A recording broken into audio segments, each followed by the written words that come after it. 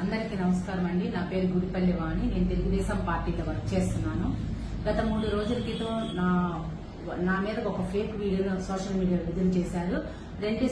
మా నసీరామ్ అన్నగారితో నేను సంభాషణ చేస్తున్నట్టు ఒక మార్ఫింగ్ వీడియోని సోషల్ మీడియాలో చేయడం జరిగింది. అది అవాస్తవం.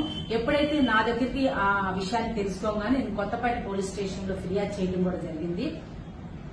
ఇందుకు చేసినటువంటి ఎవరిని కూడా మేము చట్టపరంగా శిక్ష పడే విధంగానే ముందుకు వెళ్తాము. రాష్ట్రంలో జరిగేటువంటి వైసీపీ పలు విషయాల్లో అడ్డంగా దొరికిపోయింది. దానికి అదంతా విషయాన్ని డైవర్ట్ చేసుకుని ఒక బీసీ మహిళ నా మీద బురద చల్లి దీన్ని నన్ను ఒక పావుగా వాడారని, నన్ను నా రాజకీయ ఎదుగుదలను కూడా తట్టుకోలేక చేయించారని చెప్పి స్పష్టంగా తెలిసింది. ఈ వీడియో ఈ ట్రోల్ అయినటువంటి వీడియో పూర్తిగా అవాస్తవమైనది.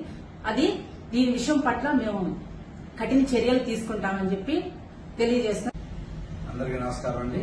నా పేరు గుడిపల్లి నవీన్ కృష్ణ. నేను కొన్నేళ్లుగా తెలుగుదేశం పార్టీ క్రియాశీలకంగా వర్క్ చేస్తా ఉన్నాము. గత 3 రోజుల నుంచి ఒక మార్కింగ్ వీడియో నా భార్య గుడిపల్లి వాణి ఎమ్మెల్యే గారి నసీరామ్ దానితో సంభాషణ చేస్తున్నట్టు ట్రోల్ చేస్తా ఉన్నారు. శనివారం మా దృష్టికి వచ్చింది. మేము కొత్తపేట పోలీస్ స్టేషన్ లో ఫిర్యాదు చేస్తున్నాము.